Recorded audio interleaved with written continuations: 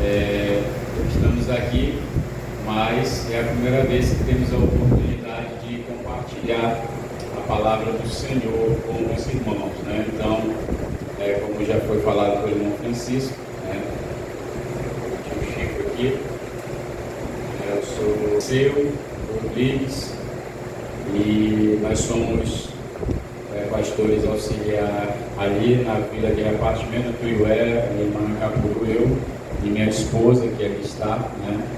E quando você ouvir lá no Jornal da Manhã, Repartimento do Tuiué, lembre, né, que é o seu irmão que está lá, né? Juntamente com a igreja também, nós servimos a Deus ali na Igreja Evangélica Assembleia de Deus, em Iadã, no Amazonas, e temos como pastor titular ali o pastor Neto Frazão. Então estamos debaixo da cobertura espiritual dele, né? E é importante nós falarmos isso porque nós somos apenas servos, né? E estamos aqui para servir, né? Então, quando o irmão Rafael pediu para que, né, nos convidou para trazer algo para os irmãos, né, nós podemos dizer que não, irmãos, porque a palavra do Senhor, ela tem que ser compartilhada, né? E eu não me considero um pregador da palavra de Deus. Eu gosto muito de compartilhar, de ensinar, de aprender. Eu gosto mais de ouvir, né? Eu aprendo mais ouvindo, né? Mas sempre que é necessário, sempre que é me dado a oportunidade, também a gente gosta de compartilhar a palavra, né? Então eu fico feliz por estar aqui com meu pai, né?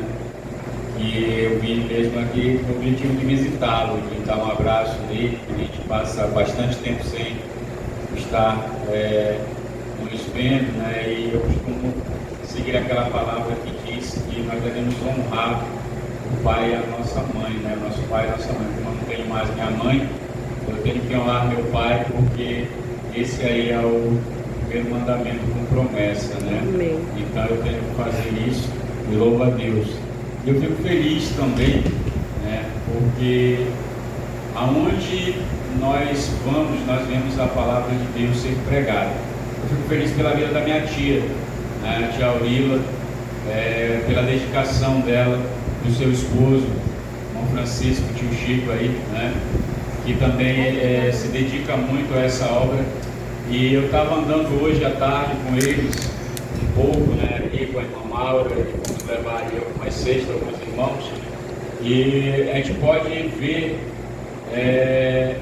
o quão é difícil, né, o quão é trabalhoso esse ministério, né, mas isso aqui é só para quem tem coragem, para quem tem força, para quem tem dedicação e para quem cumpre o ídolo do Senhor Jesus, né?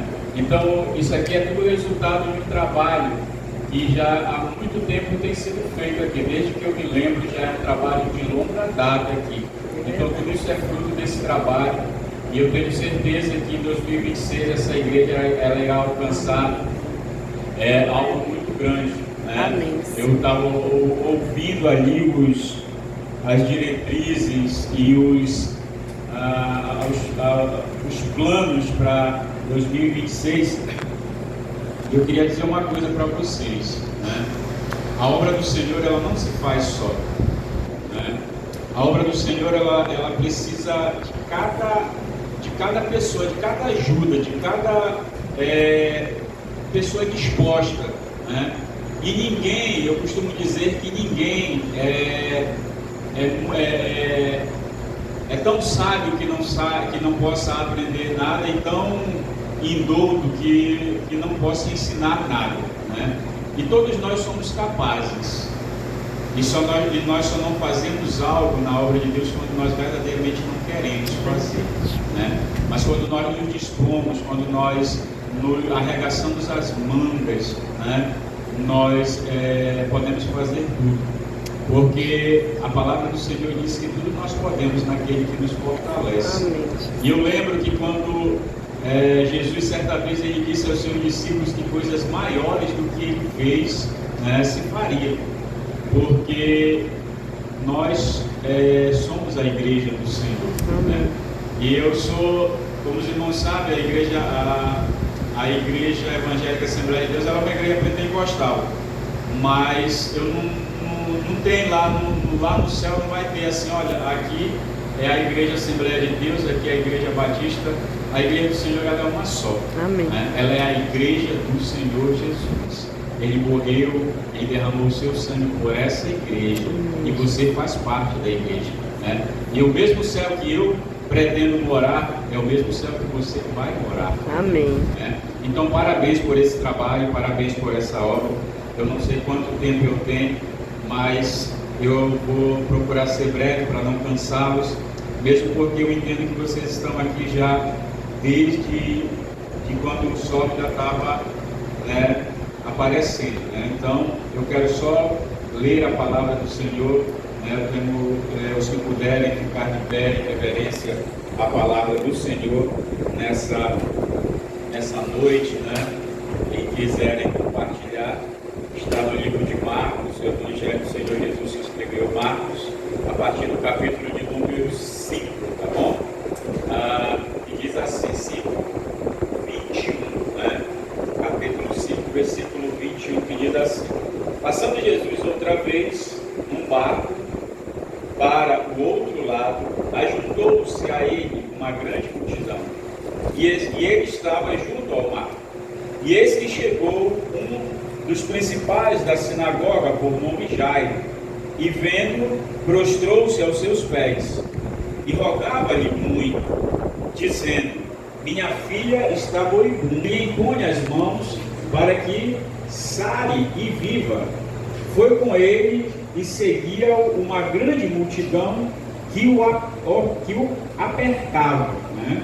Aí eu vou passar aqui para o 35, né? E eu quero falar um pouco com os irmãos, né, a respeito de algo que todos nós precisamos e devemos cultivar na nossa vida. Né? Eu quero compartilhar e trazer uma reflexão aos irmãos sobre fé, né? Sobre acreditar, sobre crer, sobre saber em quem nós estamos confiando, sobre saber em quem nós estamos colocando a nossa fé. Porque tem um capítulo na Bíblia, Hebreus 11, né, que ali é a galeria dos heróis da fé. E esse capítulo ele inicia da seguinte forma: ele diz assim, né, a fé é o firme fundamento das coisas que se esperam e a certeza das coisas que se não veem. Ou seja, a fé é algo que você não vê, né? Mas que você crê, que você acredita, que você sabe que verdadeiramente existe, né? E esse capítulo de Hebreus ele vai discorrer sobre vários personagens da Bíblia. Ele vai falar sobre Abraão, ele vai falar sobre Enoque, ele vai falar sobre Jacó, né? Ele vai falar sobre vários personagens e como cada um deles alcançou a fé. Mas eu quero falar compartilhar com os irmãos hoje a respeito desse pai, né? Era um pai que nós precisamos contextualizar, nós precisamos entender o que estava acontecendo na vida dele, né?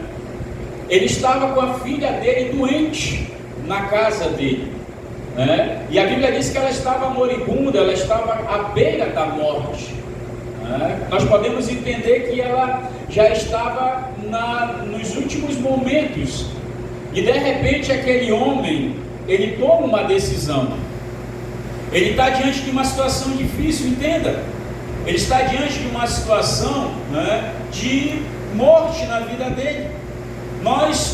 A Bíblia não relata, mas nós que convivemos diariamente com isso, nós vamos entender que quando tem alguém enfermo dentro da nossa casa, quando é um parente, quando é um filho, quando é uma filha, claro que as coisas não estão bem, né? Quem que vai estar feliz quando tem alguém dentro da sua casa passando por algum problema difícil? Quem que vai estar contente, vai estar sorrindo quando está passando por um problema de enfermidade ou quando tem um parente à beira da morte? É claro que nós vamos nos desesperar, porque nós somos seres humanos, né? E nós, como seres humanos, automaticamente nós temos sentimentos, né? E o desespero, a tristeza, a angústia, né? Ela em algum momento ela vai tomar conta da nossa vida. E esse pai, ele estava com essa situação dentro da casa dele. Ele estava com a filha à beira da morte, é o que a palavra do Senhor diz. Mas de repente ele vê, né, uma possibilidade de receber um milagre. Porque nós cristãos, nós temos que acreditar em milagre. Porque nós temos que viver de milagre em milagre. Nós já somos um milagre. Eu estava prestando atenção na letra do hino que o irmão Rafael cantou, né? É uma letra de perdão, né? É alguém que pecou, é alguém que estava longe, estava separado do aprisco e de repente se volta para Deus. É alguém que acredita em milagre. E aquele homem, ele era o principal da sinagoga, ele não era qualquer pessoa, ele era um religioso. Ele talvez ali na sinagoga, porque a sinagoga é onde os judeus se reúnem para ler ali as escrituras, para fazer o seu culto, né? Então eles se reúnem nas sinagogas, né? E ele era um dos principais da sinagoga. E de repente ele se vê nessa situação e ele vê uma solução. Ele pensa, eu vou até Jesus, porque a fama de Jesus ela tinha corrido. Quando você chega nessa parte da leitura da Bíblia, Jesus ele já vinha, né, da cidade de Gadara, onde ele tinha libertado ali a um endemoniado que vivia nos sepulcros, alguém que estava ali à margem da sociedade, vivia nos cemitérios, e Jesus ele liberta aquela pessoa da opressão, né? E aí ele já vem e entra no barco e a multidão. Eu acho interessante quando a Bíblia diz aqui, né, que a multidão sempre estava com Jesus.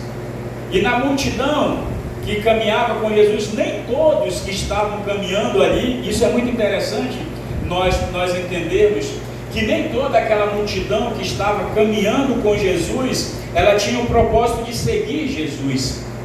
No meio daquela multidão tinha fariseus, tinha saduceus, tinha pessoas que queriam condenar Jesus, tinham pessoas que só queriam observar o que Jesus estava fazendo. Mas de repente aquele pai, ele rompe aquela multidão, né? Ele toma uma decisão de dizer, eu vou até Jesus, porque Jesus é a solução para o meu problema. Eu estou com um problema dentro da minha casa, eu estou com uma situação difícil dentro da minha casa. A minha casa, o meu lar, ele não está em paz, porque a minha filha, ela está passando por essa enfermidade. Isso, eu estou imaginando o que aquele homem, eu estou conjecturando o que aquele homem estava pensando, porque se eu estivesse na situação daquele homem, eu não estaria em paz também, né? Porque eu já passei por situação parecida.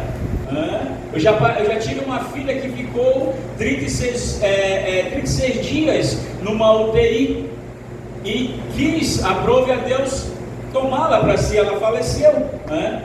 E eu fui aos pés de Jesus e pedi de Jesus que curasse ela, mas naquele momento não era a vontade de Jesus. E hoje eu entendo, porque tem um texto da Bíblia que diz que a vontade de Deus ela é boa, ela é perfeita e ela é agradável, né? Então a gente tem que entender também quais são as vontades de Deus para a nossa vida. Mas aquele homem, ele vai até Jesus e a Bíblia diz que ele se ajoelha, né, aos pés de Jesus. E ele começa a rogar, ele começa a clamar, ele começa a pedir, né? Ele começa a dizer, Senhor, mestre, né, a minha filha, ela está em casa, ela está à beira da morte, né? Ela está passando por uma situação muito difícil, ela está moribunda, e eu acredito que só o Senhor pode curá-la.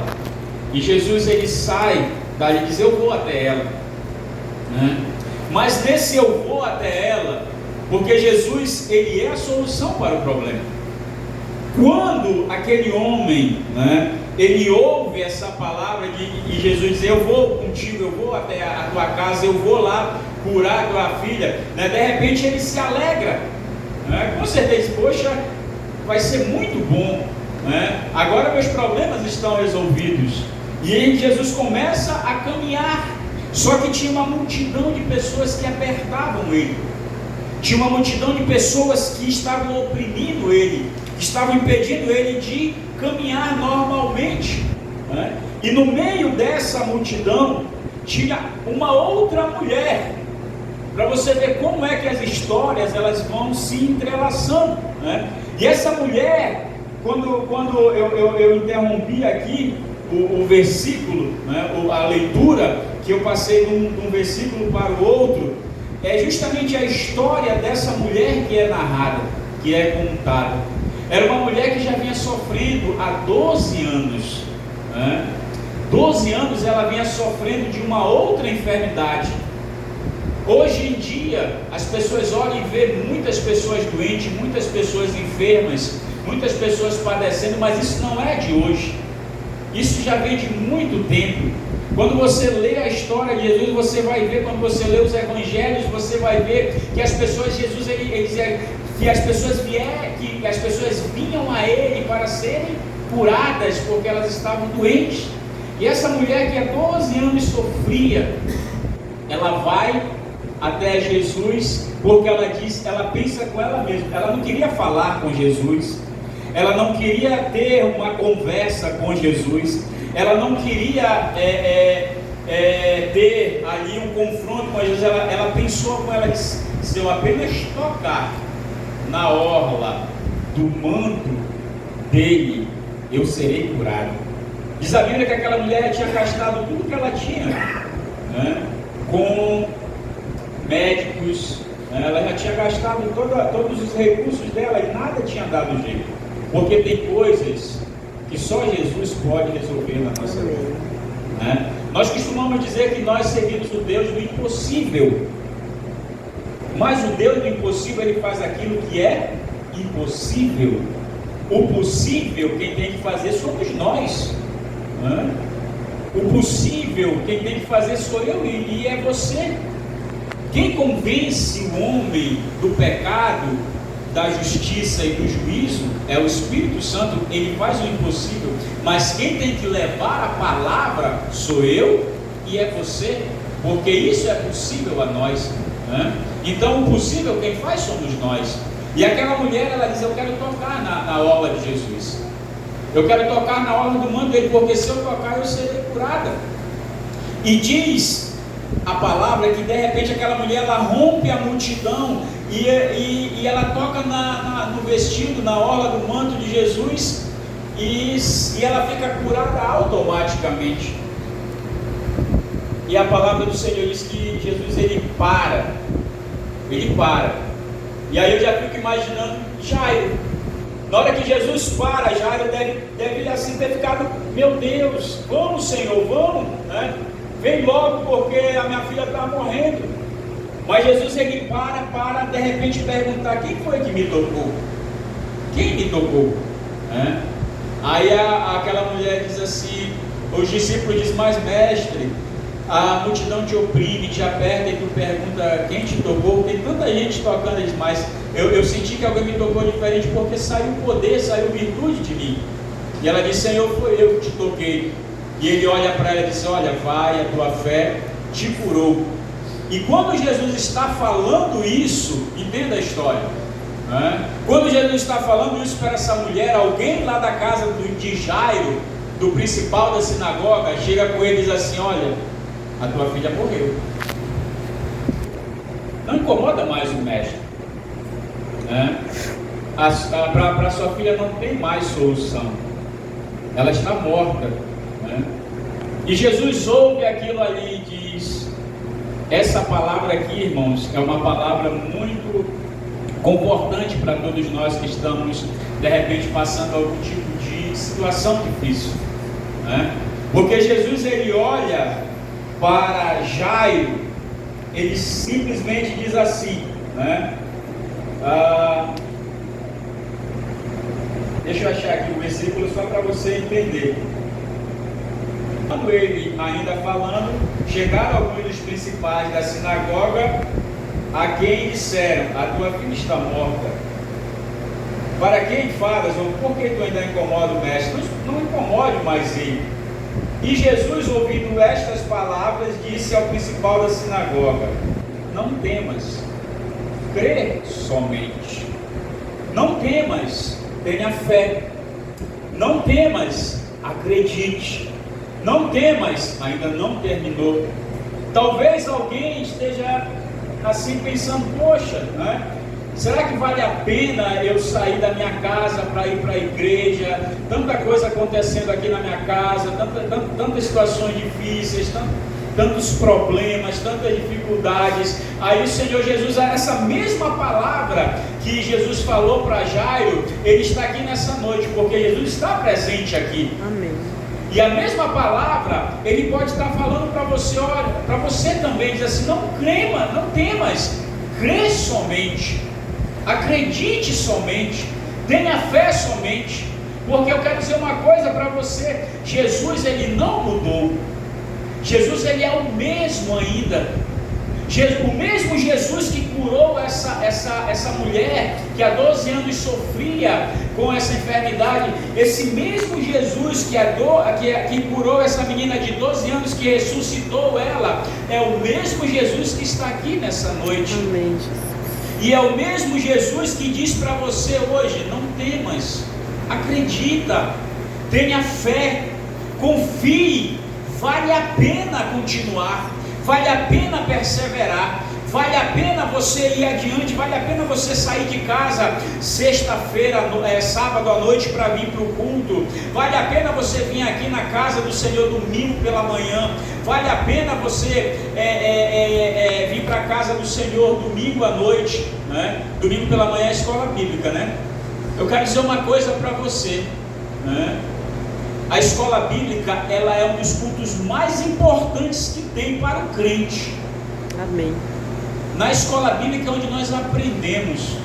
Eu e a minha esposa, lá onde nós moramos, nós somos superintendentes da escola bíblica dominical. E eu dou muito valor à escola bíblica. Eu vou dizer para você por que eu dou valor à escola bíblica dominical. Porque um dia de nós foi tirada a escola bíblica dominical. E nós ficamos muito tempo sem ter escola bíblica. E nós só costumamos dar valor naquilo que que um dia nos falta, não é verdade? Então valorize a escola bíblica dominical, né? Valorize o ensinamento da palavra, valorize o estudo da palavra, porque é o que nos dá alicerce, é o que nos sustenta, é o que nos mantém, é o que nos fortalece. A única coisa que pode nos sustentar é a palavra do Senhor. Outra coisa não, né? Mas a palavra do Senhor é o que nos alicerça, porque quando nós estamos sendo alicerçados na palavra de Deus, me permita esse parêntese, quando nós estamos sendo alicerçados na palavra de Deus, estudando a palavra, meditando na palavra, analisando a palavra, né? Nós estamos construindo a nossa casa sobre uma rocha, né? Aonde pode vir qualquer vento de doutrina, qualquer tempestade, qualquer ensinamento errado, e aí nós não vamos nos desviar, nós não vamos sair da presença do Senhor. Agora, quando nós não estamos alicerçados na palavra, é como se nós estivéssemos com a nossa casa, né, sendo construída sobre a areia. Aí vem o primeiro ventozinho, vem e derruba, né? Então valorize a palavra. E voltando aqui para a história de Jairo, né? Quando Jesus diz assim para ele: olha, crê, acredita, a tua filha, ela não está morta, ela está apenas dormindo. Na verdade ela estava, irmãos, morta, mas para Jesus aquilo ali era apenas um sono, porque quando Jesus chega lá na casa de Jairo, há choro, né? As pessoas estão chorando, estão tristes, né? Era uma casa que estava sem paz, era uma casa que estava em tristeza. Mas quando Jesus ele chega na casa, irmãos, muda o ambiente. É por isso que eu quero dizer para você: leve Jesus para dentro da sua casa, leve Jesus para dentro do seu lar. Como é que eu posso fazer isso? Convide Jesus, Porque eu quero dizer uma coisa para vocês: Jesus, ele é uma pessoa educada. Ele só entra onde ele é chamado, onde ele é convidado. Se você não convidar Jesus para dentro do seu lar, né, para dentro da sua casa, para dentro da sua vida, ele não vai poder entrar. Por que eu digo isso? Porque a palavra do Senhor, ela diz, né, que Jesus, ele está à porta, né, do nosso coração. Aquele que abrir, o Senhor, o que ele vai fazer? Ele vai entrar e vai cear. Para Jesus entrar dentro do meu coração, eu tenho que abrir a porta do meu coração para Jesus.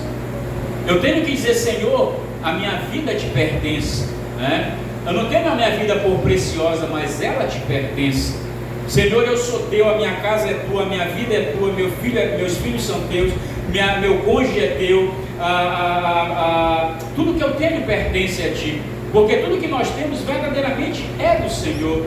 Nós somos apenas mordomos e somos apenas administradores. Lembra por que Jesus foi lá na casa de Jairo? Porque Jairo foi lá com Jesus e disse: olha, eu preciso que o Senhor vá lá na minha casa.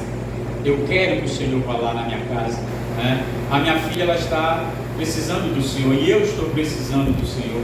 E eu tenho certeza que todos nós hoje estamos precisando de Jesus, né? E Jesus está aqui para nos suprir, não só materialmente, mas principalmente espiritualmente. Porque existe algo em nós, dentro de nós, que só é preenchido por Jesus, por ninguém mais, né? Só Jesus pode preencher certo vazio que existe dentro de nós. E quando Jesus chega lá na casa daquele homem, né, ele encontra choro, tristeza, ele encontra pranto, ele encontra luto. Mas quando Jesus chega na casa, Jesus é especialista em mudar situações. Lembra quando ele transformou água em vinho, né? Ele muda totalmente as coisas, e ele mudou aquela tristeza toda em alegria, porque quando ele chega, ele entra, leva o pai, leva a mãe, leva os discípulos e não permite que ninguém mais entre.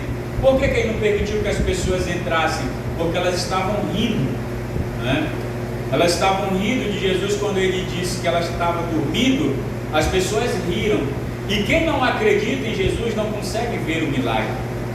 Quem não crer em Jesus não vive o milagre de Jesus. O milagre é apenas para quem crê, para quem está com os olhos em Jesus.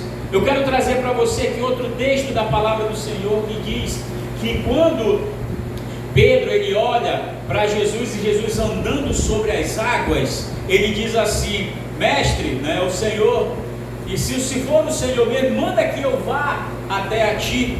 E Jesus diz para ele assim: então vem, Pedro.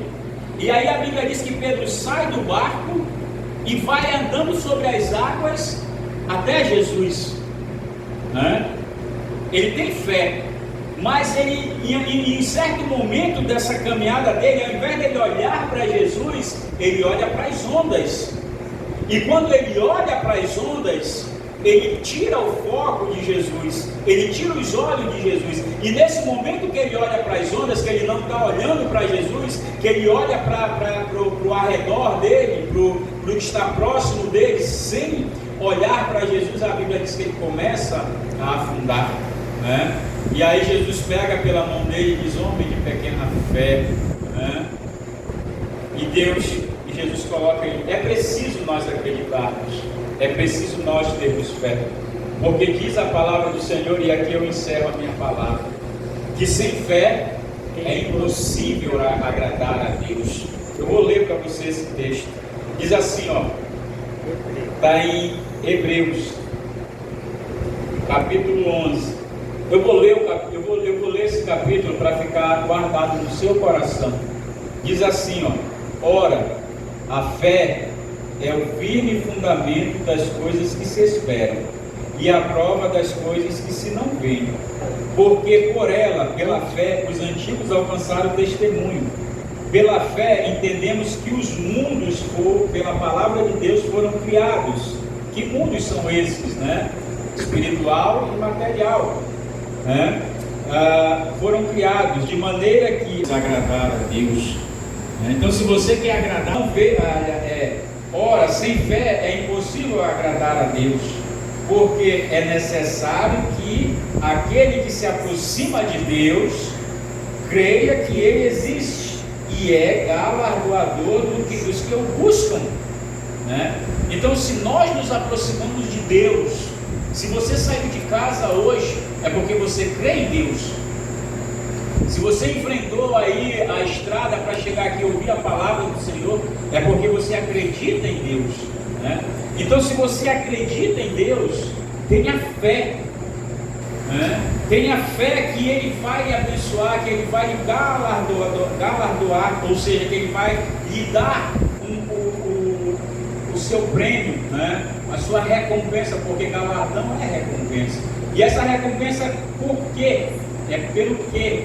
É pelo seu trabalho, é pelo seu esforço, é pelo seu serviço na obra de Deus, né? É pelo seu empenho em servir a Deus, em estar com o Senhor. E eu quero só deixar essa palavra para você aqui.